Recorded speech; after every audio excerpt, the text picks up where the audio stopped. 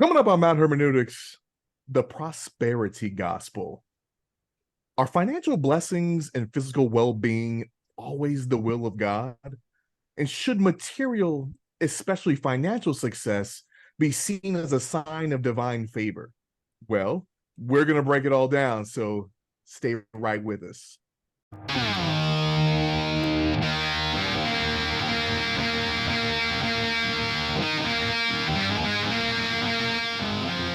You're listening to Mount Hermeneutics, where three Marines give their perspective on God, faith, and spirituality with a heavy lean on the divine counsel worldview. This is not your grandma's Sunday school, nor is it always for the Christian faint of heart.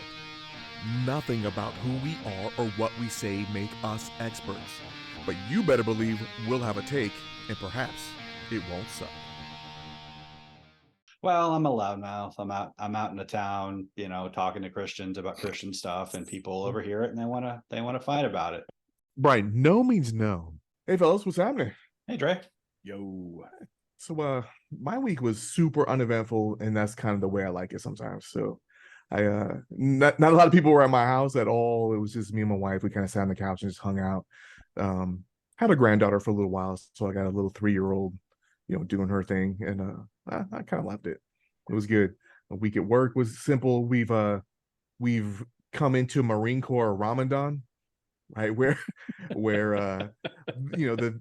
the Thanksgiving holiday, the Marine Corps ball, we start getting into Christmas stuff, leave blocks. There's nothing scheduled. People aren't doing things. And when we come back from New Year's, there's the back in the saddle training where they have to teach all us heathens not to rape people and drink alcohol and play with electricity and light fires and all the things. If you drink and drive, use a condom. That's exactly right. So, equal opportunity will not be tolerated. So yeah, that's been my week. And if you want to get a hold of me and talk about the nothing that I do all week, you can get at me at Super Dre at Instagram, and that link is always going to be in the description from now on. Nice. Brian, what's up, man? Hey Dre. Hey Matt. Hey, I'm Brian. I'm at you can reach me at thethirdhelix.com. Gosh, I don't think I did anything good this week. I watched Blue Beetle today, and it was I don't recommend it. Don't do it. You weren't whelmed? I was not even a little bit whelmed. Dang, not even a little bit. Yeah, I think they've made all so the is that superhero movies. Not even whelmed? Is that a 3 out of 10? I don't even care enough about it to rate it. It's just But I like that kid from Cobra Kai, right? Yeah. Is that, I mean, the dark-haired kid? Yeah. I just Susan Sarandon is the villain. That's what they came up with. But okay. Well, I think we've given it too much airtime. I regret even bringing it up. That's how much I regret Blue Beetle. It. You heard it here. That Mount Hermeneutics. Super not even whelming. Yeah, I didn't pay for it. It was on HBO Max. I already have it. Oh, I might go watch it then. On one of my days where I'm not doing a damn thing. So because we all know Dre loves him some bad movies. No, I like genuine bad movies. You might love it then. Dre's gonna come back next week and be like, I don't know, Blue Beetle was kind of good in a bad, terrible way. I've grown out of the bad movie.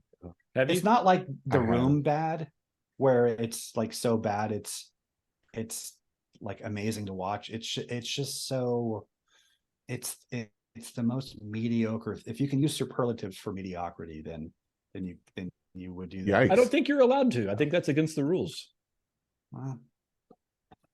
I mean, the movie Blue Beetle exists, so I don't care about rules. It's just all right. Yeah. How are you doing, Matt? How's your week? I'm good. I'm tired. I just got in from a hunt opening weekend of deer season here in Oklahoma. I bagged my first ever buck, my first ever deer, all in one squeeze of the trigger. So one shot, it was my first deer and my first buck. I've done a lot of bird hunting. I didn't grow up hunting as a kid, But I started bird hunting with Alyssa when she got into like junior high. She was interested, so we started hunting. I've always wanted to, and my only family that hunts is down in San Antonio. So my uncle Julian down there, he hunts. But like every time I go down to San Antonio around hunting season, it was like either Thanksgiving or Christmas, and I got to spend time with my dad or my grandmother while she was still alive. So I wasn't out hunting, wasting all that time. So I just never hunted. But our friends Jessica and Andrew here in town, shout out Jessica Rosebud, whatever in the world your middle half double names are. Her parents have little, they call it the compound. It's a 40-acre lot of land that's kind of nestled inside of these other lots of 40 and 60 acres. So it's the middle of freaking nowhere. And he's converted it into a hunting facility. And it was like 10 minutes of shooting time that I had left. And this buck walked out, and I was able to take him. So that was really cool. So I didn't get into like midnight. I had to get up early for church. So I'm tired. I got to go see the Spurs lose to the Thunder on Tuesday. So wasn't a good game, but I got to see Victor Wembanyama in person. It was fun. It wasn't great to see your guys lose, but I got to see him in person. There was a surprisingly large amount of silver and black in the house. So that was always good here in Paycom Arena, the home of the Thunder. So that was cool. I think that's about it for me. Not a lot of that's a lot actually for the last couple of days. So, it's a good day. It's a great day in America. I've got a cooler full of deer meat and, Nice. Yeah. If you want to come down for some deer sausage or some deer chili, Brian, we can make that happen. I was about to invite myself. I was actually thinking. Yeah, if you want to come down, I'll let you know ahead of time. We can do it maybe next weekend's obviously Thanksgiving weekend. You're going to be in town anyway. How long are you going to be in town for? No, I'm going to Iowa. Oh, the other family. Okay. Yeah. See, Oklahoma City is about 3 hours driving for me here. I might come for some deer chili. Turn around. Might be worth the flight, my man. Like, we can do that. We can definitely do that. Right on. I've never been hunting. No? Yeah. It's different. It's fun. I like it. It's different, right? So like deer hunting is very different from bird hunting. Simply because deer are like hyper spooky. So it's very solitary. You're kind of just sitting by yourself with your thoughts, kind of chilling out in nature. Like they're not spooky. They're easily spooked, you mean? Well, that's what I mean. Yeah. They're not scary. They're not like, woo. Yeah, they're there's a buck. What am I gonna do? They're easily frightened, right? And they have like incredible hearing, incredible smell, incredible sight. So you have to be still, you can't move, all that kind of stuff, right? Birds, while they have fantastic vision, when they're coming in, there's so much noise that they're flying through constantly. It's like you're in a group and you're like having a good time. We have music on, Bluetooth speakers and stuff. And then we see birds, you hit everything and you get real still and you wait until the birds come in. And then you're like an evil Jack in the Box. Everybody pops up just like, and then birds start falling out of the sky. And then you wash, rinse, repeat. So bird hunting is much more social. It's much more extroverted. Yeah. And it's a longer season. Do you eat the birds? Oh, absolutely. Okay. Yeah. I love Canadian goose is my favorite. You cook it like steak. Those are sizable birds. Dude, they're a lot bigger. So you see them walking around, you think you know how big they are, you shoot one, and then when the breast is like this big. Yeah. It's like really they're big. Like turkey sized. Yeah. But so if you shoot 4 of them, you suddenly have 4 sets of turkey breasts. Yeah. So but you cut them up and cook them like steak, medium on the grill, salt, pepper, and just treat it like red meat, like it's a steak. And it's really good. Duck, you got to do some special stuff with it. I don't duck hunt as much. And then ducks, there's like and the duck hunters if there's any hunters out there, like half of them are called divers and they eat the stuff off the bottom, but then the other ones eat just like the fish and stuff. So the divers have like a real dirty, muddy taste to them because the food comes through in the meat. I had some duck in Thailand a million years ago, and it was I had a bite, and that was it. Peking duck is good. I mean, we often have duck at Thanksgiving. Yeah. Along with the turkey type. Yeah. Thing. So fun fact, game bird, so ducks and geese and deer, game meat in general in the US, it's illegal to serve wild game meat. So anytime you go to a cool restaurant that has meat that could be hunted, it has to be farm raised. To preserve the wild duck population. Because otherwise they'd be like, hey, we need duck for the restaurants. And then all the duck hunters will go out and just kill everything they could find. Then there'd be no more ducks. Right. Yeah. So you have to farm raise them. So like when you had Peking duck, that was farm raised duck, or whatever. But that's an interesting, little thing. Quail. Like if you go to like hill country, Texas, they'll serve quail on the menu kind of thing. That has to be farm raised quail. This was a little hole in the wall restaurant in Sadia, Thailand, and I have no idea where the duck came from. It probably was wild. They probably don't have nearly the same rules around farm raising game birds and whatnot. But I probably saw it walking down the street and just snatched it and said, "Let's put this on the menu." Yeah. Meat's back on the menu, boys. Who knows if it was even actually duck? It could have been raccoon or something. Like who knows, right? Yeah, it could have been person. Like we don't. No, it didn't taste. It wasn't like person. Oh, okay, yeah. Brian's like, no. I know person. I know human when I taste it. I give me the Pepsi challenge any day of the week. Hey, don't you guys judge me, all right? You weren't there. Right. You don't know what it was like on that mountaintop. We were stuck in that elevator for like 2 hours. I was talking to somebody and they were like, in a zombie apocalypse, you think if it came down to it, you would eat human?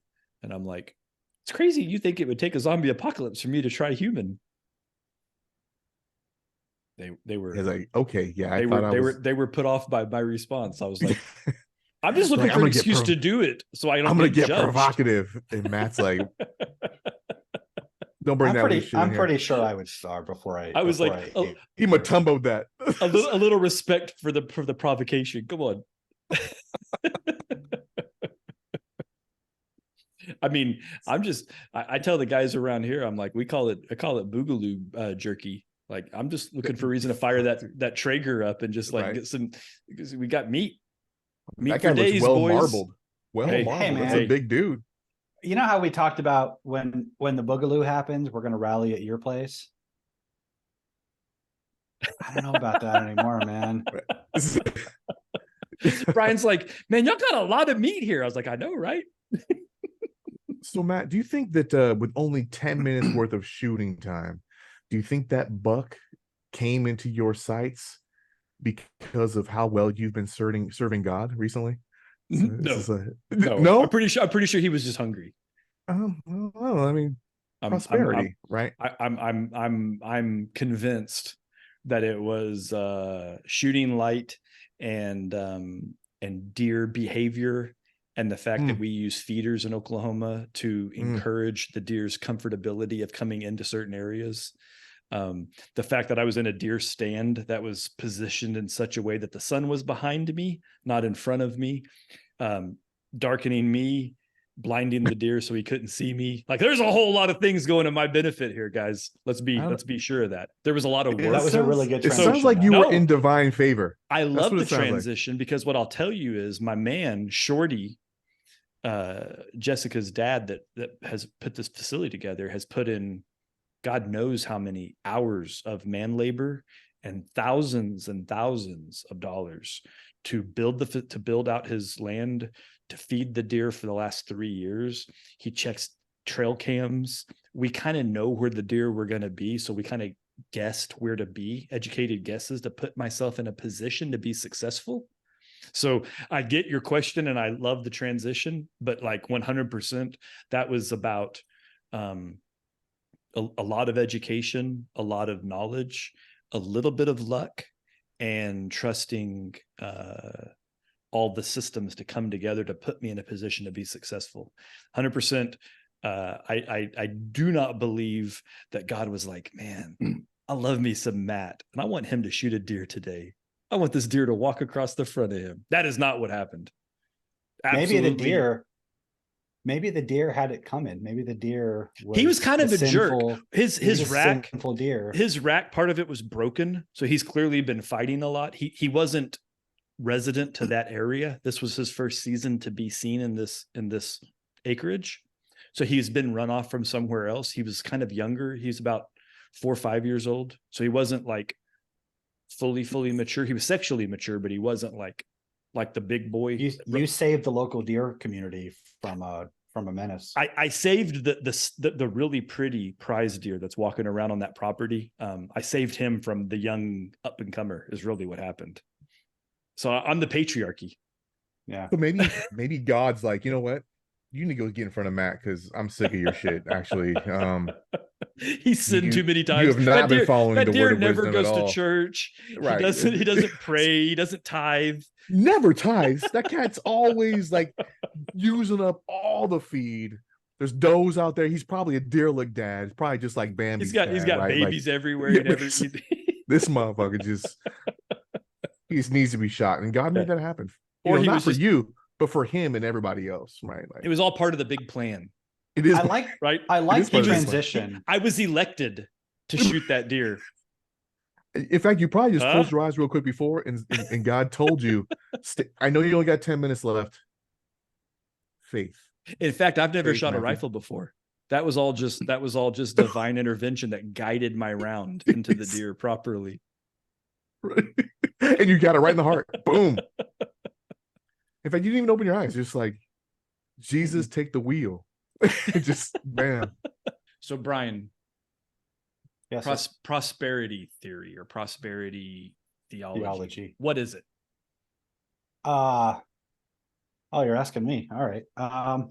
Well, it's the I kind of thought you would have an idea. I didn't really. Oh, I have an idea. I just you'd be so wordy, so I figured I'd let you be the one to. I'd be so wordy. It's basically, as I understand it, and I feel like a proponent is gonna define it better. Take issue with me because I did very little preparation for this because I didn't know what the angle was.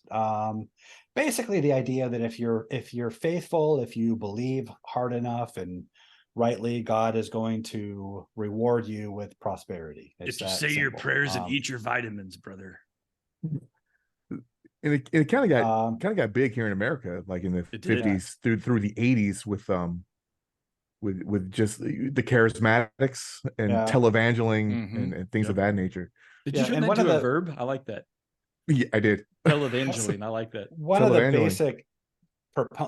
the basic ideas of it is that if you tithe money to an anointed church, then you'll get money in return. If you tithe money, God will give you money. Yep. And it's magically, it's like supernaturally, your bank account will be blessed. Not magically, miraculously. Potato. The other M. Like it to me, it seems like a pretty obvious ploy by televangelists. I mean, if you send me in money, you'll get rich.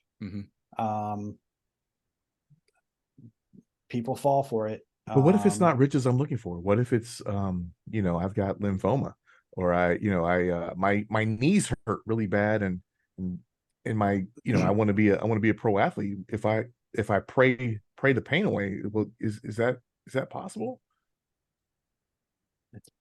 It's possible, but it seems like God hasn't really promised that. So it's not really. Yeah, I mean, based in anything. I mean, there's a lot of people that have been, right. I think the problem here is all three of us are kind of on the same fence, right? So for us, one of us to try to argue in favor of it's going to be really challenging. But there's certainly a lot of, especially the televangelists, that quote a lot of scripture that talk about, if you give your appropriate tithing, etc., that you'll be rewarded sevenfold or whatever all of the different Bible verses are. I know personally, I can tell you guys, growing up Southern Baptist, I've heard, I can't tell you how many times, especially as the offering plate goes around, right? There's an entire different tract of sermoning that happens during the offering in a Southern Baptist in the old school, right? So like Baptist services were very structured. You have this portion, then you have this portion, then you have this portion, then you have this portion, right? And it was always, you got your worship, so you have your songs, the really old songs, and then they would do the base sermon. Well, sometimes they do introductions or like special announcements. Sometimes they held those till the end, and then they would do the main sermon. And then there's always the oh shoot, what is it called? The part where they, with all that heads bowed and all the eyes closed. The offertory? No, it's the who needs to be saved. What is that called? The altar call. No, that's separate. They would, so in my church is the altar call was if you need to come down and pray about something, then you come down, and they would have the prayer warriors out front doing the praying, right? Which I'm okay with that. That's I think that's super solid. You need somebody to help you, talk you through something. You want another voice, you want another set of eyes on your problems. But then it was the there's a word, it's a single word. I keep wanting to say is it important to the story? Because no, but it's just the part where they're trying to get people to say, I need to be saved. And then they would go to the offering, right? So then they do the offering. And as the offering goes around, they do an entirely different sermon. And it was always some sort of, if you give, you get it back, the kingdom of God can't go the eye of a needle. Like all of these stories would always be told as the offering plates were going around. And then, then the sermon would go on. But there's so many times I've heard that, if you're struggling with your bills, it's probably because you're not tithing. And I remember being like 13, 14, and I'm like, I'm not 100% against that idea. Like there's a sense in which it's true, and there's a sense in which it's. So I have a personal story about it, right? So I was 22, 23-ish, living in Maryland, in Bowie. So Dre, you were already gone. And Carrie and I were going to a Southern Baptist church, or a Baptist church that was in Maryland. And they called for offering. And I remember him talking about it. And I remember wanting to give because it felt right. And I remember being broke as a joke. And I remember having this thought, this moment of clarity that said, Matt, you make too much money in the grand scheme of things. You're well above the poverty line to not be able to tithe something. And what that told me was my financial maturity was so poor, right? That like, how could I not give? And it wasn't give 10%. I couldn't give 3%. Like 3% would have, like, my lights would have got turned off. Like we were that broke. And so I made it a kind of I had like a internal dialogue, and I don't know if it was a prayer or it was self-talk, some combination thereof. And I basically was like, I'm going to figure out how to be able to tithe 2%. I'm going to figure that out within, a month or two. And then I'm going to start slowly stair-stepping that number until I can get to 10%, because I should be able to give to a church that I want to give to 10%. And I did, right? Like I moved that needle slowly. And I basically, what happened is it wasn't supernatural. It wasn't miraculous. I got my shit under control, right? So I got my own house in order to where I was able to tithe. And then the funny thing is, my financial health has been much better from that day forward, but I don't. And I've actually had this conversation with my men's group at my church. Like we had this dialogue, this conversation. I was like, I don't know if I'm right or wrong in this feeling, because this doesn't feel supernatural. This was me that did it. I was led by a feeling. And I don't know if that being led was the Holy Spirit. I don't know if that was God. I don't know if that was personal guilt. I don't know if it was social pressure, like whatever the thing was that drove me to feel the need to get my money under control. But I did, and it was a good outcome, right? So like my personal household finances are more stable, and I'm able to give in a way that feels good to me. And we can put a pin in whether or not it's biblically accurate in modern day to tithe. That's a different conversation. We can segue there. I think we probably will. But it makes me feel good to do it. And I know that it's funding some of the activities of my personal church that I'm a member of, that I interact with. And that feels good because I know where that money's going, right? And then I do another thing that's extra, and this is just a throwaway conversation at this point. But whenever I want to buy something for myself, like say I want to buy a part for my Harley, or I want to buy a part for my Camaro that I'm building. Those that don't know, I'm in the middle of rebuilding a 68 Camaro, or I want to buy a new gun. Whatever those things are, I do a secondary tithe on the value of what I'm about to buy. So like I do my tithe on my net income, not my gross income. That's a different conversation. It's like a tithe VAT tax. Yeah, I do. I seriously do, right? I'm tithing 10% on my net income, because I'm not doing gross because I don't live in Texas or, whatever. But then when I want to do something else, I do a secondary tithe on that. And it takes some personal guilt off of me that I'm not giving all of this money to a charity, which maybe I should be, and I'm being somewhat selfish. And again, like I'm just sharing all of this with you guys and the listeners, because that's something that I've just done personally that helps me reconcile my own life. And I'll shut up now because I've been talking for like 10 minutes straight. But I found that through the course of my life as a Christian, when I found that when I've tithed, I just had money. I found that when I've tithed in the past, like I just kind of had money. Like I would have money from unexpected sources. Like I'd get a bonus at work, or some relative would send me some money out of the blue or something. Just and it wasn't anything that you could put your finger on as miraculous, but it was just like I felt like God was saying, hey, good for you for tithing. But I'm hesitant to say that, because like the problem with prosperity theology is that it treats tithing and faith as a means to an end. It becomes transactional, right? Right. Yeah. It becomes transactional when you shouldn't tithe because you want to get a monetary return on it. Right.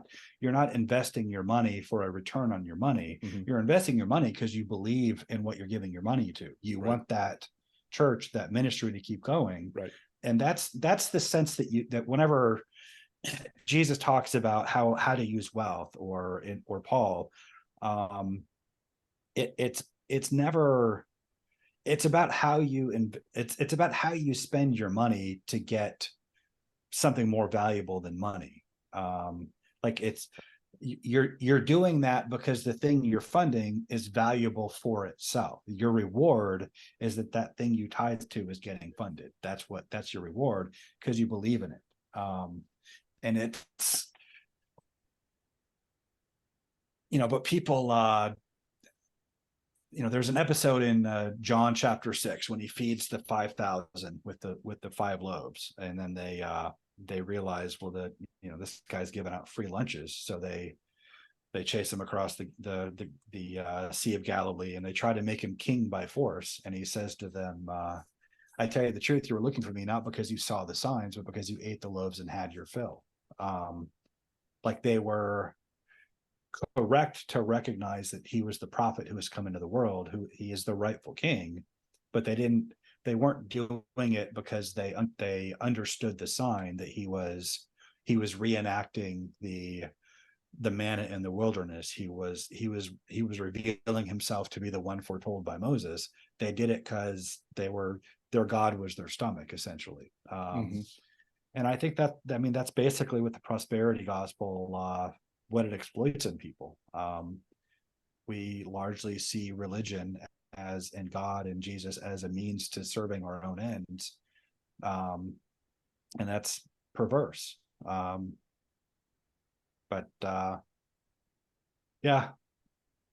Dre, what do you think? I've been talking for a while too. I mean, I concur, and maybe that's a problem for a podcast, but we're all in agreement. We're that's fucking stupid.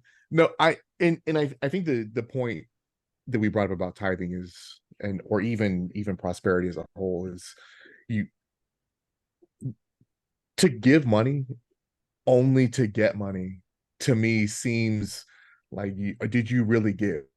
Right. You're not giving. You're only doing something, with a selfish mean to an end. So then I think, is that really God that's given all of these people that are super prosperous when they give, right? Or is that a different Lord of this world, so we can kind of twist the word of God, and we can kind of move along this God sounding thing, and then you can become super prosperous in this material world. Well, that you're actually going into another place, dude. Like, is altruism, does it exist? Right? Because, I mean, I could easily argue that every good thing that any person does, they're doing it to get something back, right? Even something as seemingly good as, Jehovah's Witnesses going door to door, knocking on doors, right? They're doing it so they can be one of the 1440 kind of deal, right? Like, at the end of the day, like, they're doing it to solidify their position as one of the blessed ones, right? Like, no, I don't think so. No, because that number is, I mean, to be an anointed one would be pretty big beyond going door to door. I think that they do all it, those things, right, as a commandment, right? So I think that, they're commanded to do so, and because they are, their salvation kind of depends on it. Okay, but okay, that's fair, but still, right? Like, it's, I mean, at any level, when somebody does a good thing, you can't tell me that they don't get some type of reward, whether it's emotional, financial, spiritual. Right. That's just the way when you buy the homeless dude a Big Mac outside you of feel McDonald's, good about it. You're doing it because, like, hey, and that's not wrong.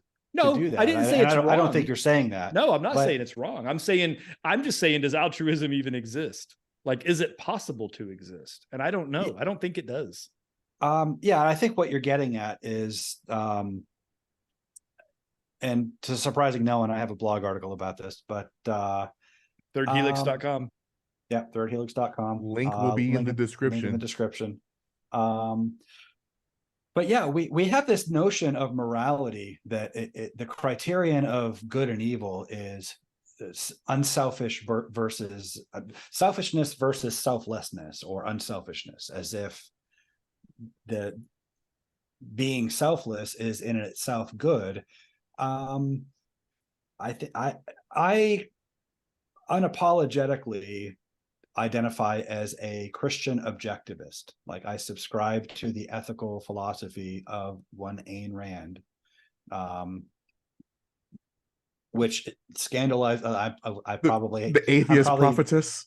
Yeah, I'm probably angering people listening, because she was an atheist. She hated Christianity. Well, she said she hated Christianity, but she made the mistake of confusing what Christians believe with what Christianity actually teaches. And that's why she hated Christianity. But it seems like a common objection across, in the last couple conversations we've had when we had our Gen Z girl on, and then we talked about, is Christianity true after that? And Yeah. those objections kind of play into what you're saying, I think, but I'll let you finish. Well, yeah, we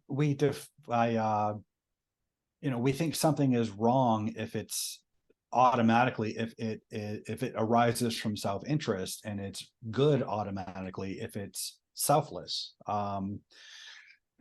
That's not really true. Jesus never appealed to anybody to self-sacrifice as an end in itself. He never said, anyone who comes after me must deny himself, take up his cross, and follow me, and then be rejected by God and cast into hell. But you should do it because it's selfless. No, he always appealed to self-interest. He always, the sacrifice was in service to something greater. It was always deny yourself, take up your cross, and then when the Son of Man comes in the glory of his Father, then you'll have a place in the kingdom of God. Even Jesus, he didn't sacrifice himself for the sake of the sacrifice. It was he believed he was getting something in return for his life that he valued more than his life. The Epistle of the Hebrews reads that it was for the joy set before him that he endured the cross. He did it because he loved us, and he believed that the redeeming the human race was worth the cost of his life. But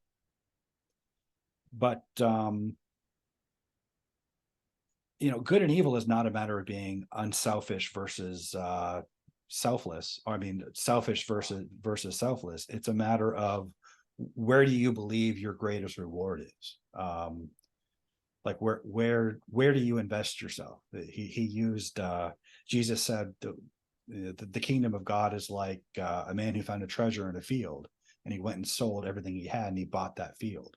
Or a merchant of pearls who found a pearl of great value, and he went and sold everything he had so he could buy that pearl. It was an investment. And that's how he always framed it. In other words, faith, that's what faith is. It's, where do you believe the greatest reward is? And if you believe that it's in God and his promises, then you do that. But it's not transactional. The difference between salvation by grace through faith and by the works of the law is that you do these things because you believe in them. It's reward in itself to live out the will of God.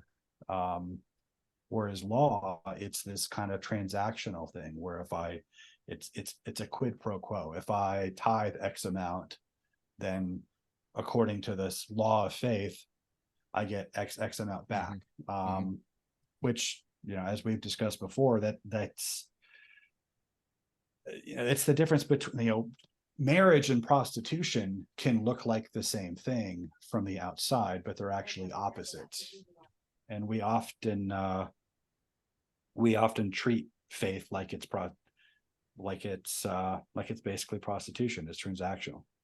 But anyway, I'm kind of rambling at this point. The transactional thing, I think part of the challenge, or maybe part of the issue, opportunity, whatever, is that we see everything as transactional, and I don't think we're aware of it. You know what I mean? Like, everything that we do is transactional. From government. You vote for your guy. He does the things you want. He doesn't do the things you want. You don't vote him back in. You go get something to eat. You tip. Everything's a transaction. I'm not sure the first part is. I'm thinking of when David Hogg was going on his campaign against NRA funded Republicans, and he was proceeding on this idea that they were bought off by the NRA. Like, it's because the NRA supports their campaigns, that's the only reason they're doing this, and they're basically just prostitutes who are doing the bidding of this interest group, when if not for that funding, they wouldn't do that. And I think he confronted Paul Ryan about that on some cable news town hall thing, and Paul Ryan was like, no, I get funding from the NRA because I believe in the Second Amendment, because that's a value I want I'm serving my own values, because we're aligned in that.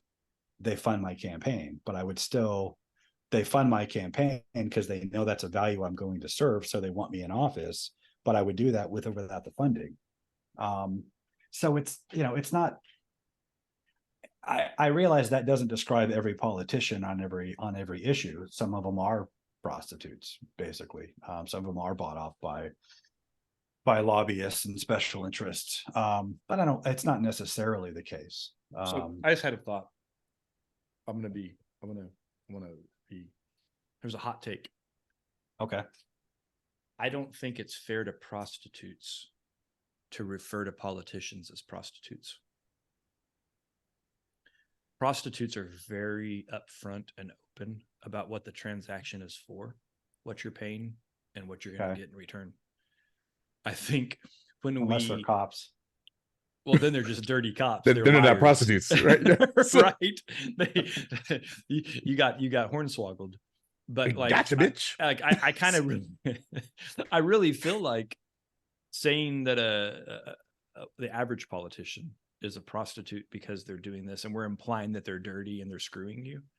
I don't even think that's fair, because the screwing is so subversive and hidden and intended for you never to find out.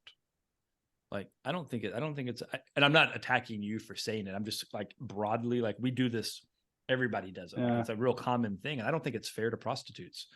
They're at least, whether or not you endorse sex workers, and I'm not saying that I do, I'm saying they're very honest about what they're doing. They're pretending to like you. They're giving you a specific interaction, a very intimate interaction, and there's a price that's been negotiated ahead of time, even. I think you know what I mean? The comparison is that, I think the comparison though is that they're putting a price on something that should be priceless. I agree. I think that part's fair, So but there's I'm just the saying, parallel, like, right? it's dirtier than prostitution is my point. It's like secret because it's prostitution. dishonest, right? It's I don't even know. But in a way, it's worse is what I'm trying to say. I think it's worse. And I mean that genuinely. Okay. I mean, I get your point. I'm not and sure, I hold sex workers in a pretty low regard. So that's how low I hold the regard of a dirty politician. I get your point. I'm not sure I agree or see where. That's why I preface with hot take. Yeah. So where is the line when it comes to serving or serving yourself? For example, all three of us were in the Marines. Yeah. That's true. We served, but we didn't do it for free. And I still reap benefits from my service. My service dealt with a ton of sacrifice and a ton of danger, but I was compensated, whether it's accolades or awards or money or, people thanking me for my service last week or, things of that nature. I didn't just do it for myself. Where politicians, that free Applebee's lunch. That's right. That free, Toby Keith gave me that free burger and a beer at his spot in Harrah's in Vegas. Coming to you courtesy of the red, white, and blue, my man. The hell yeah. So, and politicians will claim that they serve. So, but often it's to serve their own interests or their PAC's interests or the interest of whoever it is. And there's that prostitution word, right? The money, they're serving the interest of the people to give them money and not necessarily their constituents. So where's the line of service and self-service? So like you were saying, is it really altruistic to join the Marines when, I got free school, my kids got free school. You know, I made a decent salary and decent living. I live in a bomb ass area. I can walk to the beach today, right now, all due to my service to the country. Well, I think Matt and I are agreed that altruism, just as an absolute concept, is kind of a lie. It's a misnomer. Okay, that's fine. So where's the line? Well, I'm not sure there is a line. Like it's like I think that I would argue quite vehemently that the fundamental basis for morality is self-interest.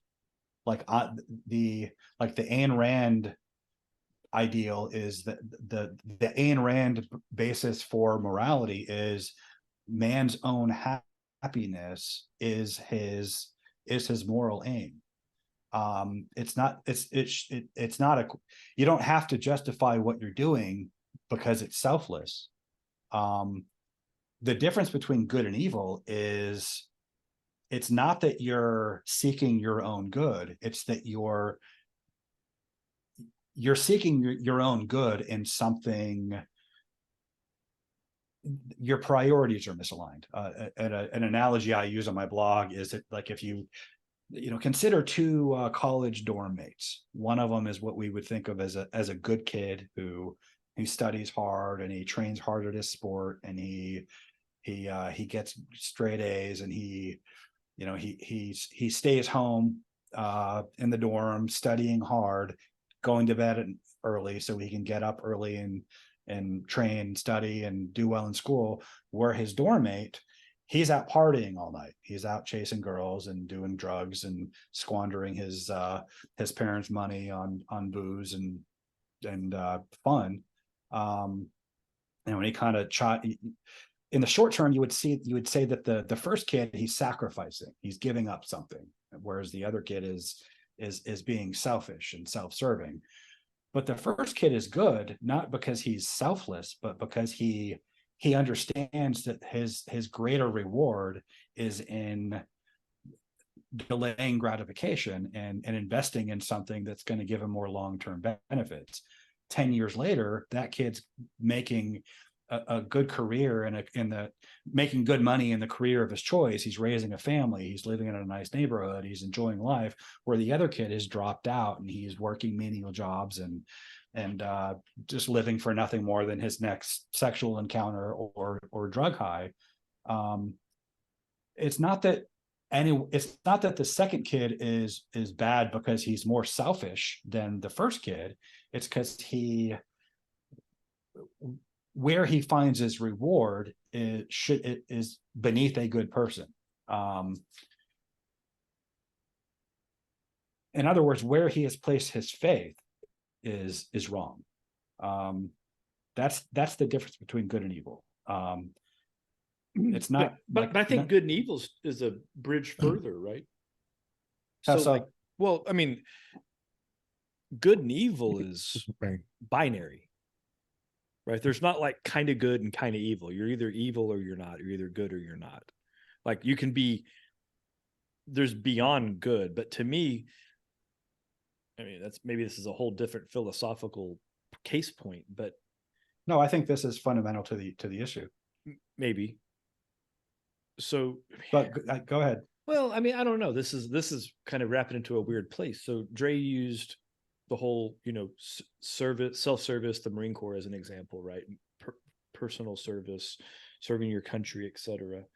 I mean, there's people that join the Marine Corps for a whole bunch of different reasons, right? Some join because their parents joined, some join because they think the uniforms are cool, some join because they want to kill people, some join because they don't have a reason, some join because they're trying to prove something to themselves, some join because the judge said they had to. Like, there's a whole bunch of reasons to join the Marine Corps, right? And I'm sure we get a recruiter on, we could hear all the versions of why somebody. But let's take the most noblest version. And but hang on. Let me make my point.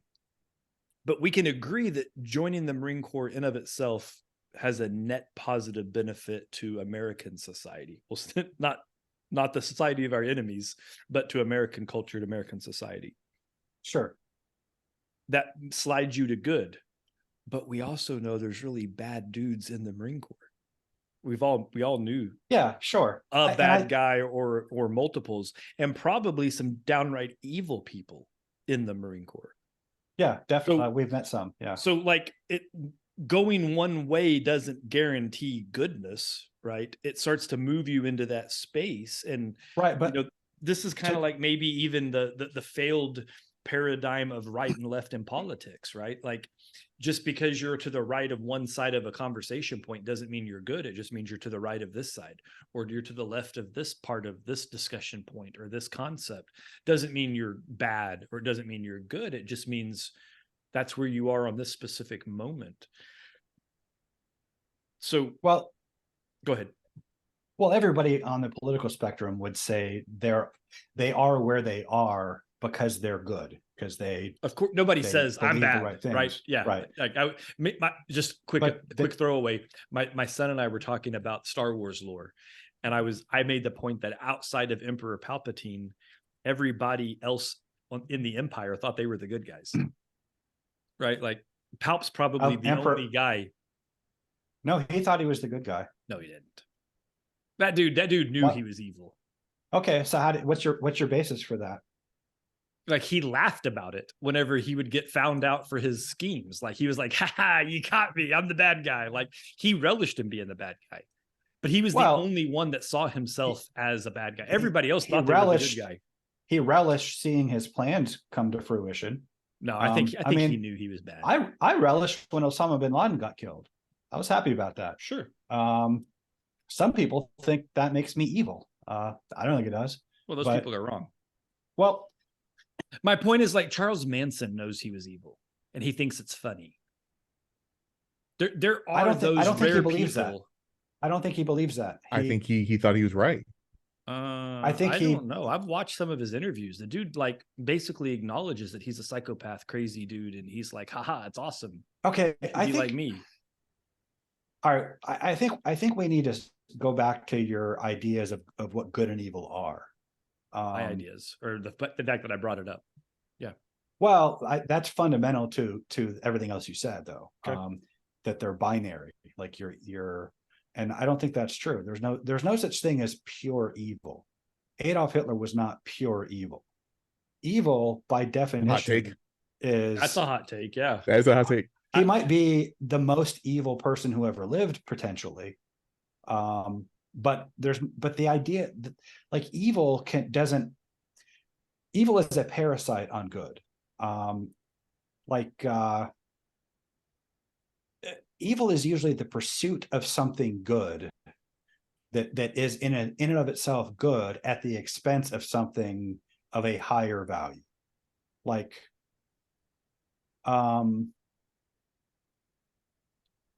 something good or something desired? Well, when your priorities, I mean, if that's your priority, I guess you would believe that it was good, but it's your top priority, your top desire to have a certain outcome. And if you got to throw people under the bus or murder someone or not share your money or and the list goes on of all exploitive behavior, then is that evil? Well, you're speaking in the abstract, and if we look at it like, am I like give me a concrete example of an outcome that is intrinsically evil? Killing people. Well, I don't know in order to make money. Okay, so is money itself evil? No. So here's my let me tighten this up. I think you're making a good point. So let me clarify. Evil is either the desired outcome or the means by which you get there. Both can be evil. Both the means and the end don't have to be evil, but one or the other can be evil. And if one or the other are evil, then you are evil. So you can say, I want the world to be a better place. I want there to be peace. I want everybody to worship the one true God. And to get there, I'm going to freaking murder everybody that doesn't agree with me. That's right, pretty evil. Yeah, that's evil because like the outcome that you want is good. Right. But you've decided that things that are greater than that outcome are a Right. price worth paying for it. Or Like- you could say, I want everyone on planet Earth to die, which is evil. And in order to make that happen, I'm going to give everybody what they want, and they're going to be super happy. And then, at the very last second, I'm going to bring about this mass genocide. Right. And so the means were actually pleasant and not evil up until the thing that happens that causes it. And I'm probably not constructing this well, because I didn't think about this, like, to bring like these ideas together. But you can have well-intended outcome and have evil means, right? Or you can have evil goals, and you can have really pleasant. What would be an example of an evil goal? Genocide. Was that your genocide? Yeah, genocide. Well, I mean, people who want to commit genocide, genocide isn't the goal; it's the means to get to that goal. No, Right. genocide. They're Genocide might be the for goal. Utopia, and in order to get to said utopia, I guess that's fair. I guess you could argue that Hitler's goal wasn't genocide; it was just a way to get there. That's fair. Having that's a secure nation that's prosperous and without Jews and proud of itself. Well, and the argument was that, well, I don't know if Hitler believed the things he said about Jews, but I think he was sincere in wanting Germany to be what he said it was. Mm-hmm. That in and of itself is not evil. Deciding that plan is worth the lives of 6 million Jews and however many Russians and Americans and Frenchmen and Brits that he murdered to get there, that's where it was evil. And sex is obviously good. God invented sex. It was his idea. It's how we perpetuate the species. But when we exalt fan. Yeah, most people are. But when we decide that that's the most important thing, right, that everyone should be having sex all the time without restriction or boundary, and whatever sex they feel like doing, well, then you create a surplus of babies that you can't take care of, and then you decide that, well, we should just dispose of the surplus babies, and then we can keep having all the sex we want. Well, now you've made it evil. You've turned something good at the price of evil, along with the other social problems that creates. But also, if you decide that marriage and family are the absolute highest good, so that what Jesus said, anyone who loves his father or mother more than me is not worthy of me. Anyone who does not take up his cross and follow me is not worthy of me. And so, in Israel, if somebody's wife or kid said, let's go follow other gods, that was condemned, because that could bring the whole nation down. And so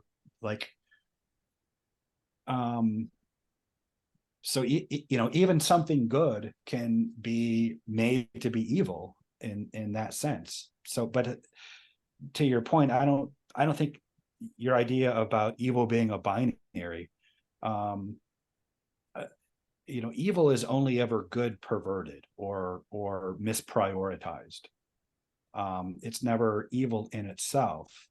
Is it a special kind of evil to take a desire to be wealthy and prosperous, and to get there you exploit people's faith in God? Yeah, that's pretty evil. So that's one of the most evil things you can do. I mean, you look at a mega church or a mega pastor, and they fly on private planes, and this is a big reason why a lot of people kind of turn away from faith. I just had a conversation with my mother. I know your mom. I know you're watching, Mom. The other night, so I got to see my mom on Friday night. Nice. And, hey, Mom. Hi, Jay's mom. I didn't bring that up in the beginning. Oh, nothing happened, huh, son? Good. So, but well, but in fairness, you said it was the way you like it, which meant right. Yeah, that's right. I love just chilling with my mom and not doing anything. Right. Matt's got my back. So, but when she was just talking about being growing up Lutheran and some of the good things that happened there, but then they they went to like a strip mall for a little while the new church was being built. Cool, fine. Mm-hmm. But then they stayed in that strip mall until the pastor's house was done being built and his Cadillac was done being paid for, and all the things that kind of drove her away, and her dad to say we're not going back to this particular church again. Fair. On top of the guy that lives in the big house and condemns people, and then didn't want to marry my parents because he doesn't believe in mixing races, which is another thing. So I I don't want to shit on all the mega churches, but I kind of am like, on the one hand, I have a hard time believing that those guys actually believe anything they're saying. Like that for them, it's anything more than just an outright grift. There's a con man. They don't believe in God. They know people are gullible and easily exploited, and that's a way to get rich. I think my gut tells me that like a third of the churches on planet Earth are that. But on the other hand, I could see myself in that position. Well, and I think it's a big giant gray area. Because I've been to churches where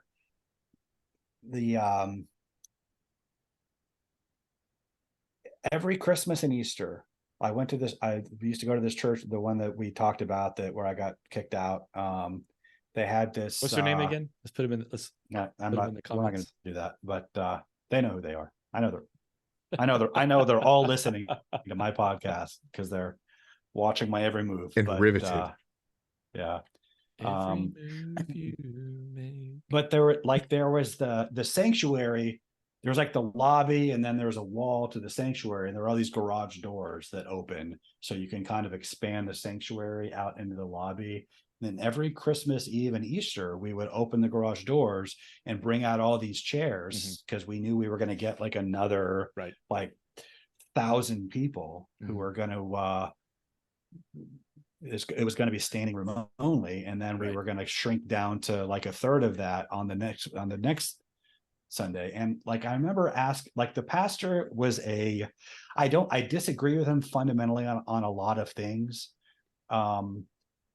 But while we were moving the chairs out, I remember asking him, I'm like, these people, like, they're fooling themselves, right? They think like they're coming in for their yearly fix of religion. Their tune-up.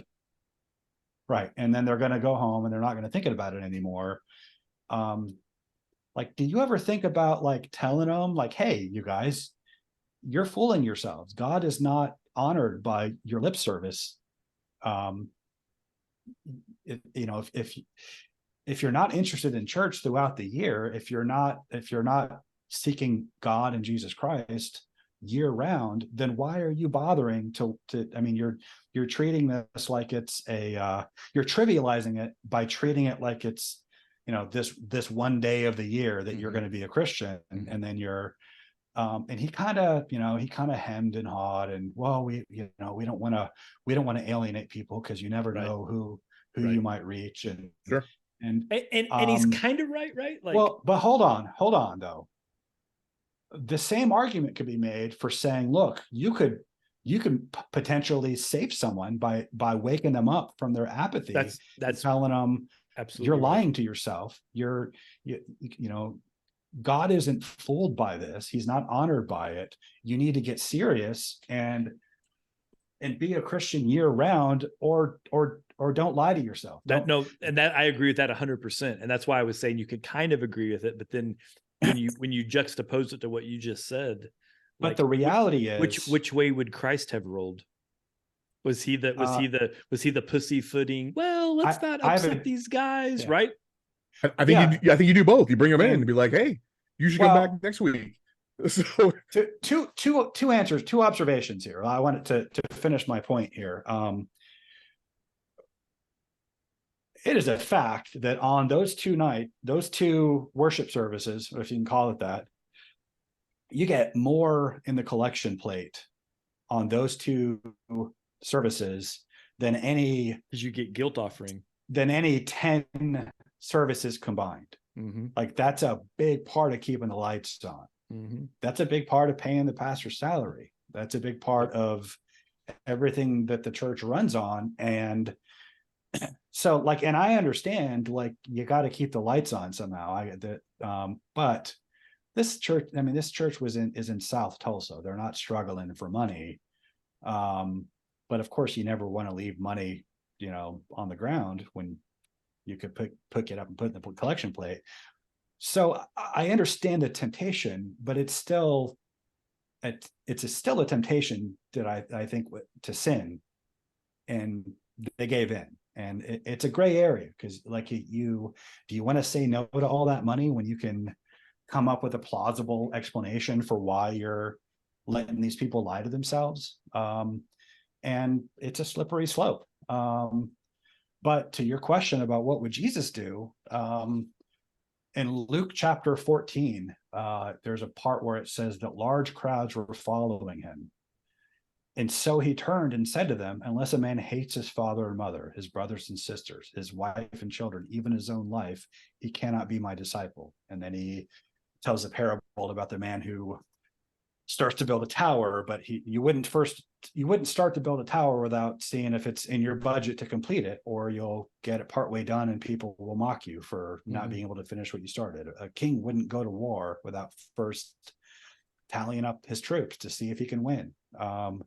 Likewise, count the cost before you decide to be my disciple. It takes a certain self-loathing to join the Marine Corps and to stay. Yeah, something like that. Now, there are other occasions when he said basically the same thing, but it was a bit more palatable. Like he said, if you love your father and mother more than me, you're not worthy of me. Here, it seems like he deliberately crafted it to be maximally offensive.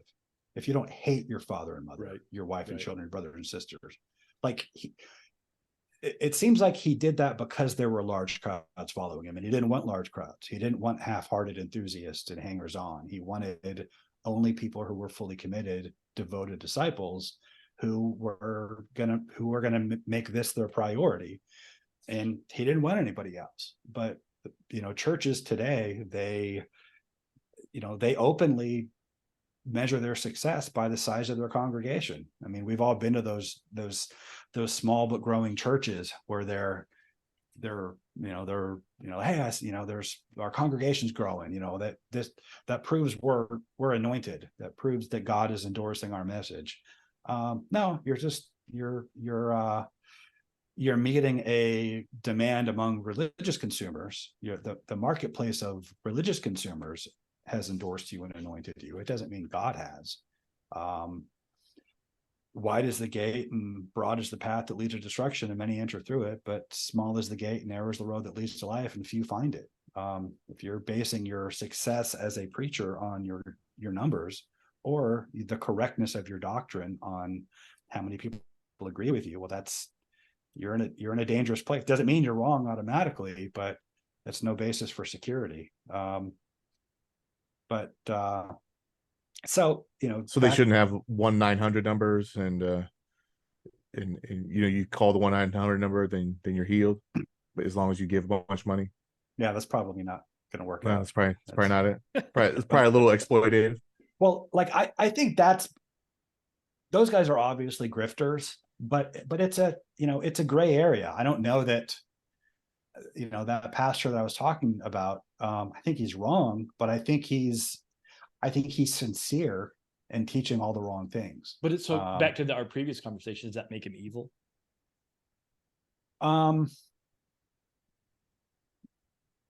Like I said, it's a gray area. See, I don't think so. I don't think a person is biblically evil. Biblically everybody is evil. That's the problem. That's not. I don't. Yeah. Yeah. No, biblically everybody is not evil. Everybody is fallen. And there's a line between fallen and evil. What's the line?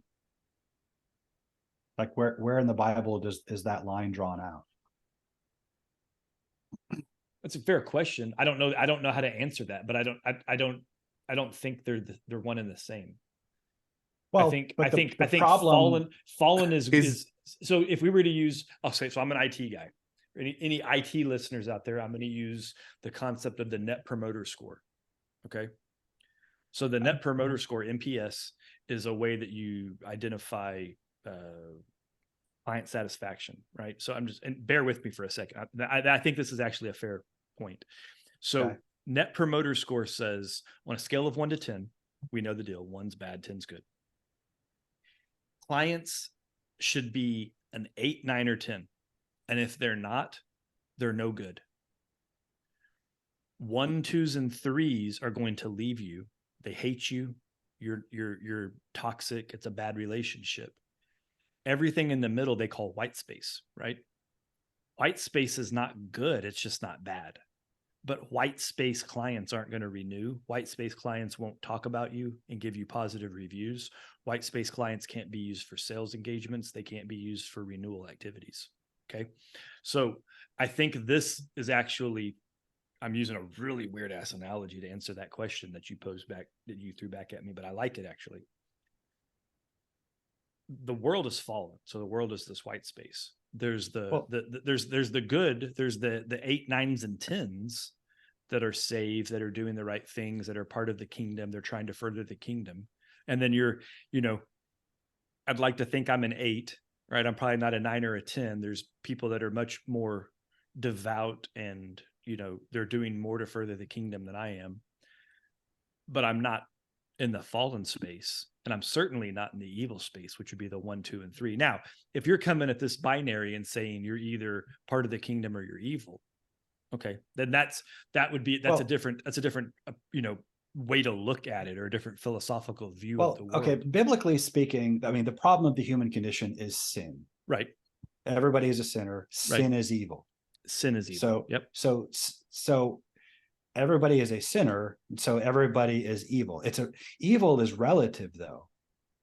Good is not. Good is absolute. God is the absolute to which everything else is relative, morally speaking.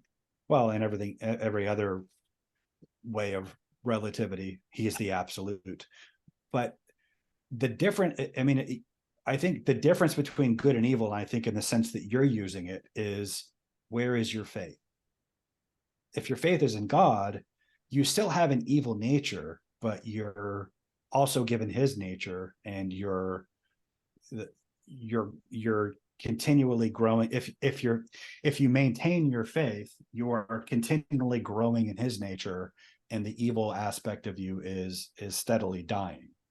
But you've always got that bit of evil in you.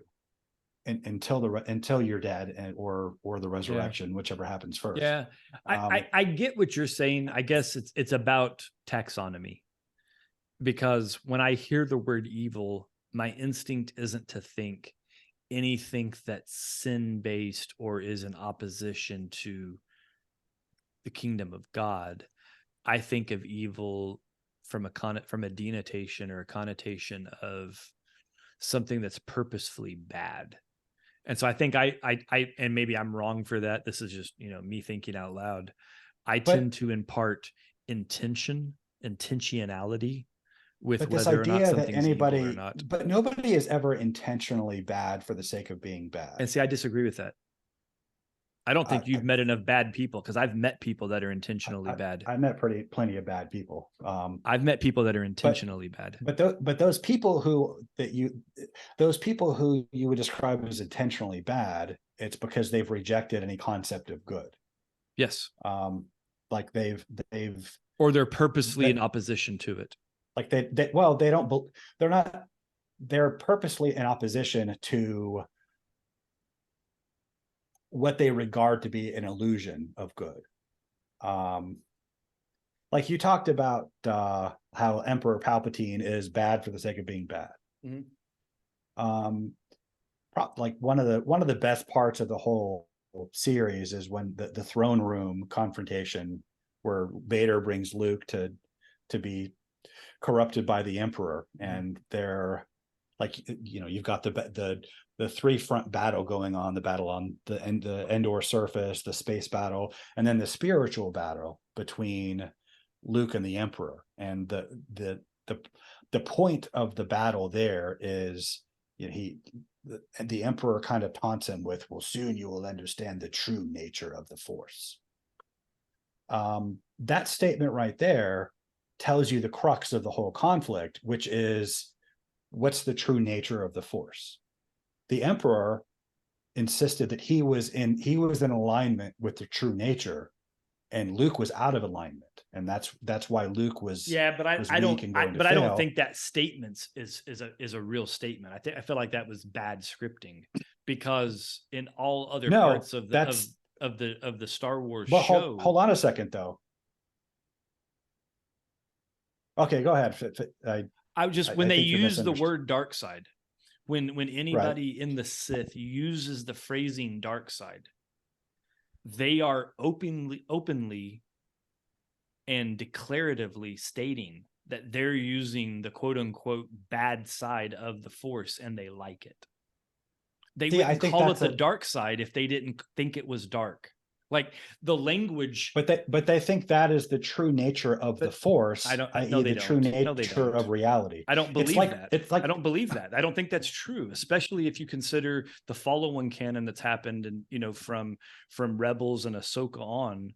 It's really clear that the Force exists in a duality purposefully, and they're choosing to use the dark side. But you're watching it with the omniscience of the audience, who sees the whole narrative. The characters within it, they always believe their own point of view. The current ones see it. I mean, Baylan Skoll saw it. He knew what was going on. Ahsoka and Anakin saw it when they went to whatever the hell that Mortis, and actually interacted with the light, the dark, and the balanced people. The mother, the father, and the daughter, and the son. Like the dark side wielders know it's the dark side, and they're cool with it because it serves their goals. But you think dark, well, and I don't want to get too far arguing about what fictional characters think. I think it's relevant. I think it's relevant back to the conversation. But if we're going to relate that to real life,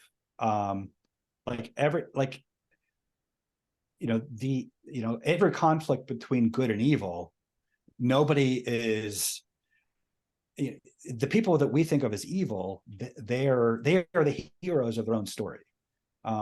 We think in most Hamas, other instances, I agree with you. Yeah, I agree. We think of Hamas as evil because they're having these orgasmic shouts of Allahu Akbar as they're beheading children and raping people to death.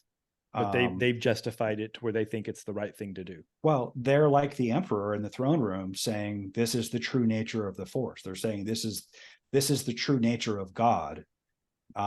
This is what God wants us to do. We're doing this for God. And it's like in the Psalms where God is condemning the sinner for you thought that Yahweh was altogether like you.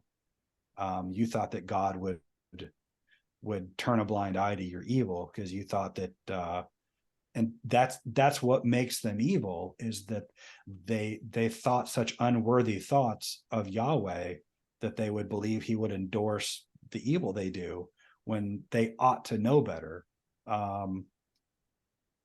But everybody is evil who does evil. I mean, I don't think anybody does it for the sake of being evil. That's what a comic book supervillain does. That's what, Lex Luthor in the first Superman movie, he's, his ambition is to be the world's greatest criminal for crime's sake. But that's a caricature of what a villain is. A real life villain believes that his outlook is the true framing of reality. Like Thanos in the Marvel comic universe. Yeah, Thanos thought he was doing a good thing by killing half of everybody. Yeah, and the bottom line is, you don't have to be a mustache twirling cartoon villain doing bad for bad sake to be evil. All of the worst, most evil people do their evil with the full approval of their own conscience. Speaking of, Dick Dastardly certainly thought he was a bad guy. I don't know who that is, but Hanna-Barbera. You don't remember the great race and I never watched that. But my bottom line, the point stage right even. Okay. So the point that I want to drive home is that good and evil are a matter of where you place your faith. So you're saying, you're almost saying evil is objective. Good. The standard of the knowledge of good and evil is objective knowledge. Yes. Okay. Why is that interesting? It sounds like moral relativism, right? Like evil relativism. Like, are you evil? I mean, relative to what? Well, that's a valid statement. I mean, morality is relative. The question is it relative? Is it relative culture to culture? Is it relative between people? Right. Or is it relative to an absolute? Right. And the only way relative enough that God would reward you for choosing all the right stuff monetarily on this plane in Earth right now. I just think that we're I mean, I don't understand what is relevant as this conversation kind of is. I'm bringing it back to the actual topic, like, right. But isn't this prosperity theology, right? Are we talking about prosperity theology is correct or not correct based on how evil We're certainly not talking about prosperity theology at this point. No, we stopped talking about that a long time ago. But this is fundamental to the issue, though. The problem of prosperity theology is it's a fundamental misapprehension of what is valuable. I don't know what that means. If you see God, so what's the purpose of us discussing it? Are we supposed to steer people in the direction to what is valuable, or are we just saying, hey, there's this train of thought out there, we think it's bullshit, but good luck? Are you asking me that, or I'm asking the room? Well, this is Matt's idea, so right. Hey, don't put this on me, Ricky Bobby. Don't put this evil. Put that evil on me, Ricky Bobby. Shake and bake, brother. Shake and bake. Hey, I'm just holding the dog's ears. Here we go. What does that mean? Is that from Talladega Nights? No. So did you change the? So when I was in the desert, there was this chief warrant officer. It's a CW03, and he was every bit as salty and old school as you could imagine a CW03, and even more to the point, he was an NBC officer. So for the listeners that aren't aware, NBC stands for nuclear, biological, and chemical. So this was a guy who was very senior in the Marine Corps. And also for the listeners who aren't aware, even I don't know what a chief warrant officer does. They live outside of the world, right? They don't have nobody in the Marine Corps knows what they do. And this guy not only lived outside of the regular structure, he had a very wild job, right? Because you can't live in that space of the NBC environment and not be really just different. So one day, I don't even remember the context. The context isn't relevant. I had a major burn, by the way, major burn, shout out if you're out there. And he was doing something, and he and the warrant officer were in a bit of a disagreement. And at one point, the major burn kind of called the warrant officer. He was like, "Hey, look, chief, what do you want?" He goes, hey, sir. He said, "You're the one fucking this dog. I'm just trying to hold it by the ear so it doesn't bite your dick off." That's a very profound and vivid image, by the way. That was a chief warrant officer 3 talking to a what? A major. I don't even know who outranks who. The major outranks the warrant officer, for sure. Always. Okay, warrant officers are not commissioned officers. The chiefs say they are. They're not. Like they get warrants like a staff NCO gets a warrant, but they're not commissioned by Congress like a commissioned officer. I've tried to understand this. Technically speaking, a lieutenant outranks a CW05. In no reality does a CW05 answer to anybody but a general. Like, let's just be real. But like technically speaking, like that's how that works. I mean, Okay, so how did that I'm sure conversation? I'm sure Ace listens, right, Dre? Ace could Sure. jump. He could jump in the comments and tell us, like, is there like a natural, like, CW2s are kind of like captains and 3s are kind of like major lieutenants or something like that? 'Cause Well, I think that's how that works. There are. So, for example, when I got to MEF, we had duties. So I'm a damn master sergeant, and I thought that my duty days were done, but no, because now you're the duty for the general. So, the duty was master sergeants, CW04s, majors, and lieutenant colonels. That was the pool that you could pull from. So You're all kind of in some. You're in a peer kind of a peer group at that point. That's the peer group of echelon to be able to stand this duty. Where if you were like the lower echelon, like staff sergeants, gunnies, captains, lieutenants, CWO2s right? and So 3s. yeah. So how did that conversation go from there? The major stopped, looked at him, and started laughing because that was such a wild statement to make. He was just like, "What?" And me and the gunny were like, I don't even know what to say about that. Like, I witnessed that, and that was like the most glorious thing I've ever heard amongst two senior Marines. No, they weren't fighting. It wasn't like a contentious situation. It was just kind of like a good-natured bickering kind of thing. Yeah. I'm trying to, but it was just like, I'll remember that phrase as long as I live, him saying that. It was just funny. It was very evocative of an image. The imagery was holding the ears up. I got him. Right. You got him, sir. You can make this decision all you want to. I'm gonna try to do as much damage control as possible. Right. Because you're in charge, but you're making a really bad decision. You're not listening to me. So I'm helping the best that I can. It's not going to end well, but yet here we are because you're in charge. The Marine Corps is just nonstop comedy. It really was. Oh, for sure. For sure. Mm-hmm. So, all right.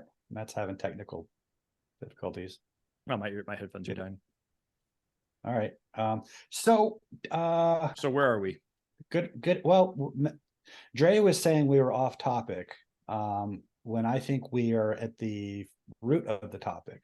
I think we were perfectly off topic, so I'm okay with it. Well, the warrant officer dog. No, not that part. The other part. No, I didn't say I hated it. I just wanted to. But I mean, to dial back in, I mean, if I was to be asked directly, is there strong biblical basis for God rewarding us for our spend? I would say no. Like, I don't think it's transactional in that regard. I don't think it's quid pro quo. I don't think it's a 1-for-1. I don't think because you tithe, you're chosen, you're blessed.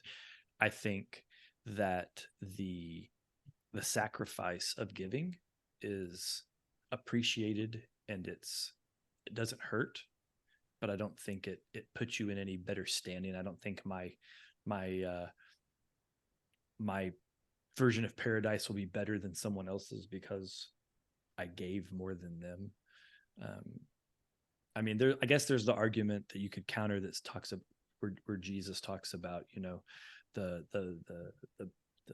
rich person that gave a fraction and big deal, but the poor person that gave everything they had, that was more meaningful. Right. But that's more about the struggle and the level of self-sacrifice than it is about the actual giving of the monies, right? Because, going back to tithing, even like let's just say tithing is the rule. Well, if everybody tithes, you're just tithing your 10%, and it's equally 10%. And that's not even the rule. Well, I'm just saying, if we just use that to make the discussion easy, right?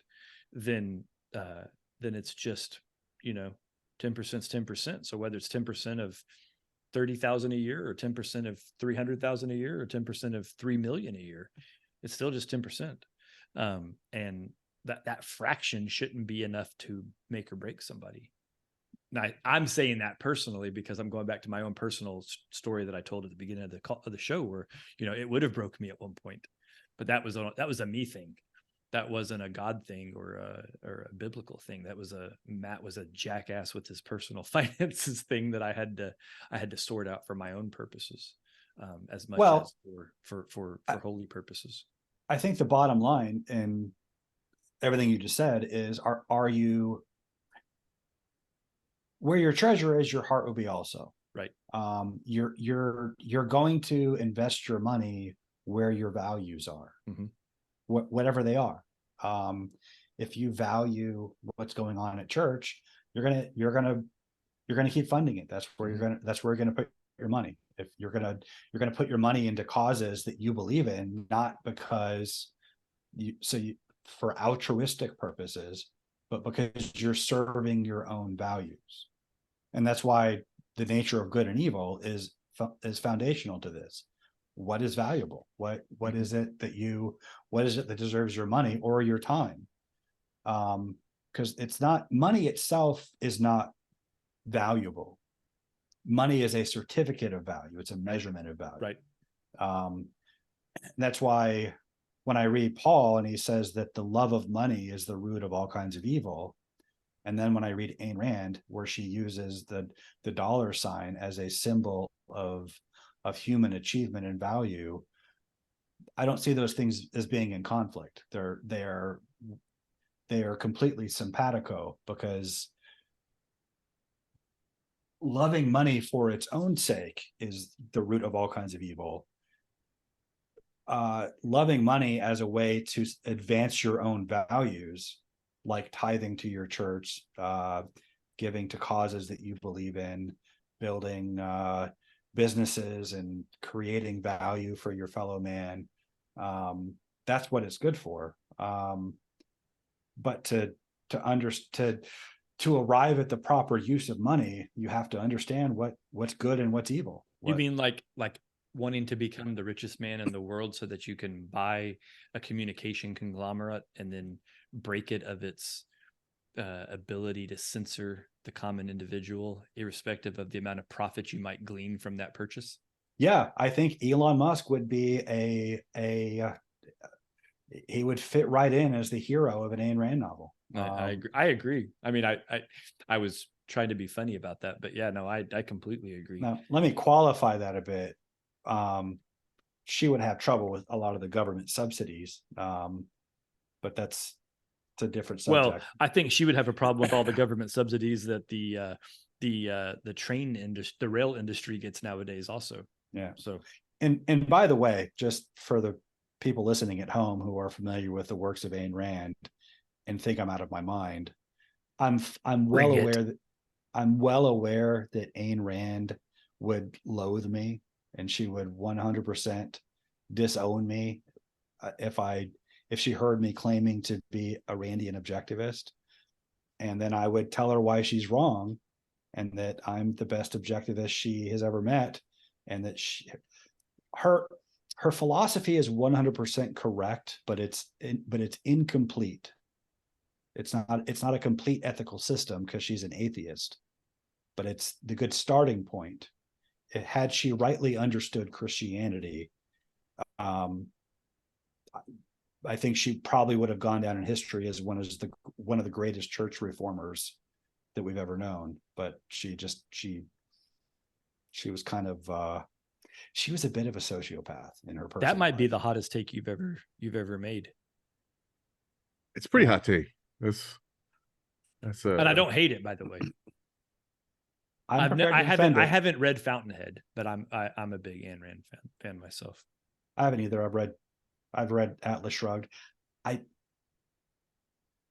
don't think her novels are great literature. They're great philosophy. I can live with that. I can agree with that. They're great for what's to do with them. At least Atlas Shrugged is. It was a great discourse on the plight of the trajectory of the American political system. Yeah, her point was not to tell a good riveting story. for the sake of telling a story. Her point was to use the story as a vehicle for her philosophy. What's the word? It was a polemic. Yeah. I mean, it was There's my big word for the day. But it was great for the purpose for which she intended it. But she hated Christianity because they used epistemology. I mean, they used faith as an epistemology. Like the version of Christianity she attacked was Christians saying that you know these things are true because you have faith, which she rejected. You should use reason as your tool for knowing things. Ironically, her ethical system is the greatest explanation of what actual biblical faith is. And her objectivist epistemology is perfectly in line with the Bible.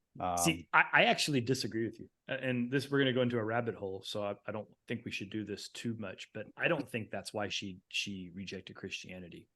I think it's because of her growing up around the Russian Orthodox Church. And I think her rejection was more about Russian Orthodoxy than it was about Christianity in its purest form. I'm just interacting with her stated positions. I get it. I mean, I'm sure there were, I mean, we could psychologize her all day long. That's what I just did. But it's unfalsifiable though. And, I mean, well, I think it's reasonable to think that there's more going on in her motivations than she said. But just interacting with her ideas, I think that her observations were true of the Christians she met, because it's true of the Christians I've met. Not all of them, but a great many of them. Yeah. But those observations are not a true representation of Christianity. And so she was right to reject what those Christians believed. Yep. She was wrong to reject Christianity. I agree. She didn't Also make with that that distinction. So, yeah. Yep. So, all right. I think we licked the prosperity theology. Brian and I talked the most because you kind of went into questioning mode. Did you have any other thoughts or any add-ins to that? No, I think it got covered. I probably could have jumped in a few times through there, but there wasn't really any breaks. I think I think the church, or a church you're comfortable with, should be a place that you hold value. And I think that anytime that you lend things to things that you give value to, you kind of grow as a person. And if you choose to grow upon foundations of, dare I say, goodness, then you'll just grow as a person and you will prosper. I think that a lot of the early, prosperity doctrine that was kind of out there sort of pointed at, middle class or poor areas, and kind of exploited that and took it to a new level. And if anybody got out of the hood, or say the ghetto, through faith, then there was an easy way to point and say, hey, look right there. That was faith that got them out of this inner city, which kind of led Amazing to Grace. I mean, that's in the song Amazing Grace. Faith has brought me, and faith will. I mean, that's the second verse or whatever. When the riches that are talked about in the gospel aren't the riches of the material world that we have here. Right. It's something beyond that. And I think that if you prioritize those types of riches because you feel uncomfortable in your surroundings, then maybe align your priorities, and you'll become more comfortable. And I know that sounds like I'm saying, you pull yourself up by your bootstraps type comment, but yeah, pull yourself up by your bootstraps. go fucking work, and do the work, as they say. Right.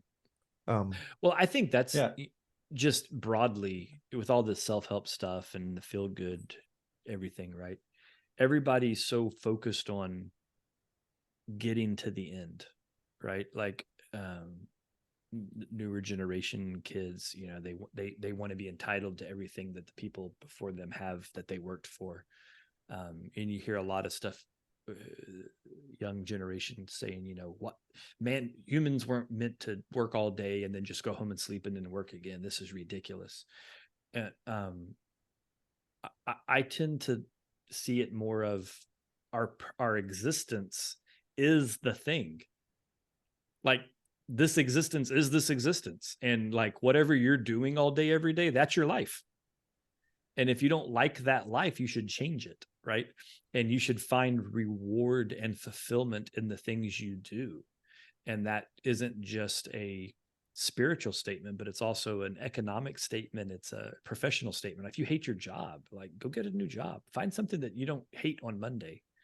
Like, we're recording this on a Sunday night, and I'm not dreading tomorrow morning. I'm not looking forward to it like, woohoo, I get to go to work tomorrow. I'm not a psychopath, but I can tell you all, I'm not sitting here going, oh my God, I don't want to get up tomorrow. Like, if that's how you feel on a Sunday, you should really like take a step back and like reassess your life. But at the same time, like, if you're only living so that you can die and go to heaven, you should probably reassess your life. Reassess your life. Yeah. Also, reread the Bible, because it doesn't say that. But you guys get my point, right? Like, the point of this existence is to exist, and it's to do things that you feel rewarded for. And if you're not finding that, then you need to go like kind of look in the mirror and find out why. So do you think that this whole prosperity thing that kind of started in the 50s ish in America and kind of got big in the 80s and 90s, but since then we've had this new spiritual awakening, because people aren't religious now, they're just spiritual, right? So now we have this law of attraction, we have the secret, right? So a lot of I think it's more financial, I think it's more of the same. It's more the same thing. They put a new, it's just, instead of using the God of Jesus Christ as the means to that end, it's the universe or some or the force. They're dumbing it down or whitewashing it until it feels more palatable. So you'll see a lot of these spiritual animals out there on, you know, TikTok or Instagram, and they believe in this law of attraction. If you incantate this special thing, then, you know, or do a certain thing all the time and always have a mindset of something, that you're going to receive it. But those same people will shit all over the prosperity gospel, and I find it interesting anyway. Yeah, and the thread that's seems to be running through all of this is, it's true that you do improve your situation through faith, but the prosperity gospel treats faith as a magical spell. If you pray the right prayer and you do the right inputs in the quid pro quo, God, like a dutiful cosmic vending machine, will return the rewards you're after. But no, if you have, you know, in a completely secular sense, if you have the faith to improve your own capital, if you believe that you have something of value that you can offer the world, that someone will pay you for your labor, that you can add value to a business in a job. And if you don't have that value, that you can go improve your capital by studying, learning a vocation, something, then you can improve your situation. But to the Christians, faith is faith in God's promises. And it's like one of my biggest issues with the mainstream church is, you know, it's supposed to be, you know, the words, you know, the phrase self-help gets a bad rap, because a lot of churches, this sort of life coaching, self-help stuff, but there should be some truth to that. Like when you read 2 Peter, which I always quote because it exposes a huge area of neglect in the church. He sums up the gospel as he has given us everything needed for life and godliness through our knowledge of him who called us by his own glory and excellence. Through these, he has given us his very great and precious promises, so that through them you may participate in the divine nature and escape the corruption of the world caused by appetites. For this very reason, make every effort to add to your faith excellence, knowledge, self-mastery, perseverance, godliness, brotherly kindness, and love. If you possess these qualities in increasing measure, they will keep you from being ineffective and unproductive in your knowledge of our Lord and Savior Jesus Christ. And like that sums up what should be the entire Christian life. It's lifelong improvement, and the church is supposed to be there to mentor you and train you in that, and give you the tools to improve yourself by becoming excellent, by becoming more knowledgeable, by becoming more godly. And this is how the kingdom of God comes into the world, and how it advances, and how we change the world one person at a time. So it is supposed to make you better. It's supposed to make you a higher, better order of human being than a fallen person enslaved to their appetites. What prosperity theology, and not just them. I think people like to beat up on Joel Osteen and his ilk because he makes them look good by comparison, but they're not really like that pastor I talked about, who was happy to accommodate 1,000 more people because of what it puts in the collection plate. But they're not giving people the tools for that self-advancement. They basically just exploit people. They promise them gratification of their appetites when they're supposed to be empowering them. And I think that's prosperity theology is useful to point that out by contrast. But anyway, that's my closing argument. Okay, Matt, you got anything? Nah, I'm good. All right, so hey, this one was a little bit different than what we've had in the last couple of weeks, and if you like that, we got a lot of mo coming. So please help us out by just going ahead and hitting the like button, and also just subscribing, or following along on on Spotify, or Apple, or iHeart, or all the places that you get your podcasts. We are there. Where's the new one, Dre, that we just saw we're at? Where was that one? Audible. We're on Audible. We're on Audible. So if you look Brought at to Mount you Hermanutics by Audible. So there's a podcast section on Audible now, and we're on there. All what's this, episode 21, 22? This will be I think this is 21, yeah. So can I say one last thing? Sure. For a complete explanation of my treatment of good and evil, look in the description for a link to my blog article. It is entitled Recapturing Our Stolen Inheritance, Part 2. All right. So with that, I will say, stay curious, stay enlightened, and we'll catch you next week. Thanks. God bless.